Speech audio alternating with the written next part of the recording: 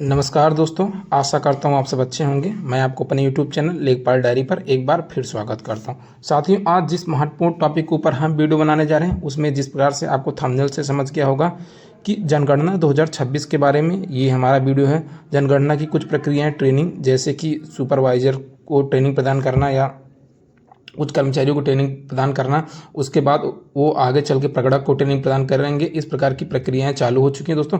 अभी जो कि ये निश्चित है कि अभी किसी को सुपरवाइजर या प्रगणक नियुक्त नहीं किया गया है। उत्तर प्रदेश के सेंस में हम बात करें तो अगर मैं अपने क्षेत्र में बात करूं तो अभी किसी को ना तो सुपरवाइजर बनाया गया ना तो प्रगणक बनाया गया। अभी प्रक्रियाएँ धीरे धीरे दोस्तों इसी क्रम में आगे चलेंगी जिसमें प्रगणक और सुपरवाइजर नियुक्त किया जाएगा।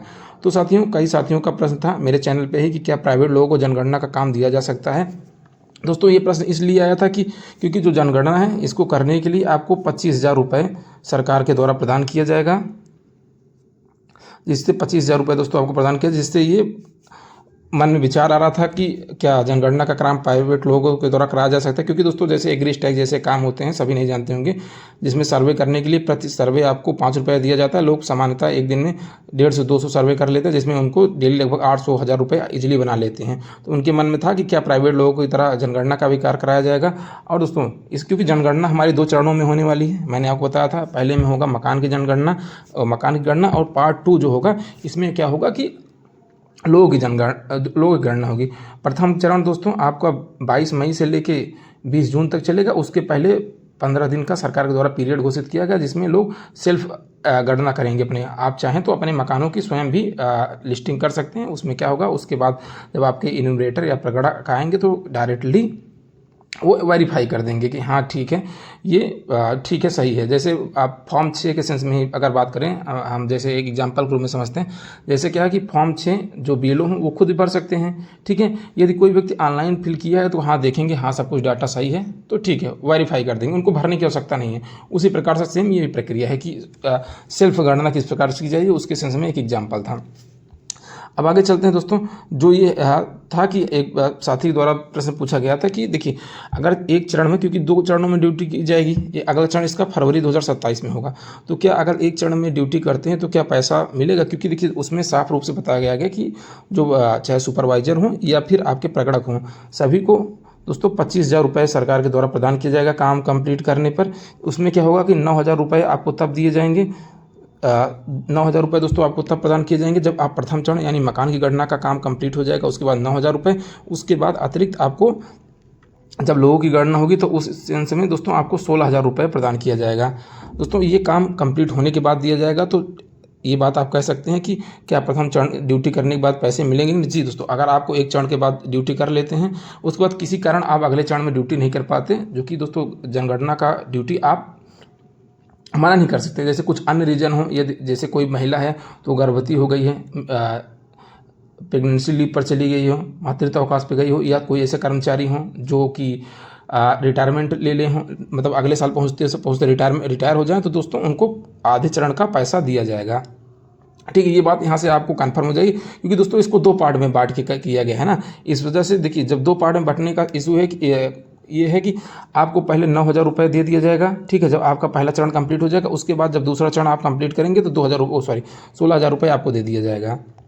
इस हिसाब से ये आपकी टोटल अमाउंट 25,000 रुपये बनती है। तो ये बात आप यहाँ पे कंफर्म हो जाएगी कि अगर आप एक चरण में काम कंप्लीट कर लेते हैं तो अगले चरण में आपको वो पैसा आपको मिल जाएगा। ठीक साथियों, अब अगला और सबसे महत्वपूर्ण पॉइंट है कि जनगणना से ड्यूटी कैसे हटवाएँ। कि दोस्तों बहुत से साथी हैं, क्योंकि वो एज अ बीएलओ वाला भी काम किए तो उससे बहुत परेशान थे, क्योंकि उनका काम करने की इच्छा नहीं थी। ठीक है, तो अब इसमें है कि जनगणना से ड्यूटी कैसे हटवाएं। दोस्तों सामान्यतः जनगणना में अगर आपकी ड्यूटी लग गई है, देखिए जब तक ड्यूटी नहीं लगी, अगर आप ना कुछ व्यवस्था करके अगर आपकी अपनी ड्यूटी लगने से पहले हटवा लेते हैं तब तो ठीक है, कोई इशू नहीं। अगर आपकी ड्यूटी लग गई तो दोस्तों ये एक अनिवार्य होता है, अनिवार्य काम होता है। इसमें आप कानूनी रूप से, मतलब ये अनिवार्य होता है कि सरकारी कर्मचारी के लिए अगर आपकी ड्यूटी लग गई तो आपको करना ही पड़ेगा। अब दोस्तों ऐसा तो नहीं है कि भाई देखो, भारत एक लोकतांत्रिक देश है, अगर आपकी ड्यूटी लगा दी गई है तो कर रहेंगे। अगर माने आपके पास कुछ समस्याएं हैं तो आपकी ड्यूटी हटाई भी जा सकती है। उसके लिए दोस्तों करना क्या है कि आपके पास क्या समस्याएं हो सकती हैं। जैसे दोस्तों आप कुछ स्थिति में आपको छूट भी प्रदान की जाएगी। देखिए क्योंकि ड्यूटी लगाते समय तो देखिए सरकार ने ऊपर से ड्यूटी लगा दिया गया, अब उनको थोड़ी पता है कि फलाने मास्टर को ये समस्या है, क्योंकि वो तो भाई ऐसे ड्यूटी लगा दिए कि हाँ ये स्कूल के ये मास्टर या मतलब विभाग के ये कर्मचारी ड्यूटी में लगेंगे, मानिए उनके पास कुछ अन्य समस्याएं हैं। उन समस्याओं में दोस्तों ये है कि व्यक्ति गंभीर रूप से बीमारी से किसी ग्रस्त होना चाहिए। अगर आपको कोई गंभीर रूप से बीमारी है तब आपको इस ड्यूटी से छूट मिल सकती है दोस्तों, उसका प्रोसीजर बताएंगे। या दोस्तों आपको नहीं है तो आपके किसी घर में अन्य व्यक्ति को गंभीर रूप से कोई बीमारी है और आप ही एक अकेले व्यक्ति हैं जो उसकी देख रेख करते हैं, ठीक है, ये केस बन सकता है दोस्तों। या फिर कोई महिला है दोस्तों तो वो मातृत्व अवकाश पे जाएगी, तो या मातृत्व अवकाश उसका चालू होने वाला है, तो उस स्थिति में दोस्तों आपको इस केस में जनगणना से ड्यूटी से छूट मिल सकती है। या दोस्तों एक अन्य केस है कि क्योंकि दोस्तों ये 2 पार्ट में होने वाली है, प्रक्रिया लंबी है, तो सेवानिवृत्ति वाली दोस्तों यदि कोई कर्मचारी आप रिटायरमेंट ले लेता है तो उस केस में भी उसको छुट्टी शायद जनगणना कार्ड से। लेकिन दोस्तों ये जो तीसरा सेवानिवृत्त वाला है दोस्तों, इस केस में थोड़ा मुश्किल है, क्योंकि एज ए BLO वाला जब वर्क हो रहा था तो कई कर्मचारी ऐसे थे जिनकी सेवानिवृत्त थी, लेकिन उनको तब भी BLO का काम दिया गया। उन्होंने BLO का काम जिस डेट तक उन्होंने सेवानिवृत्त नहीं हुए उस डेट तक उन्होंने BLO का काम किया।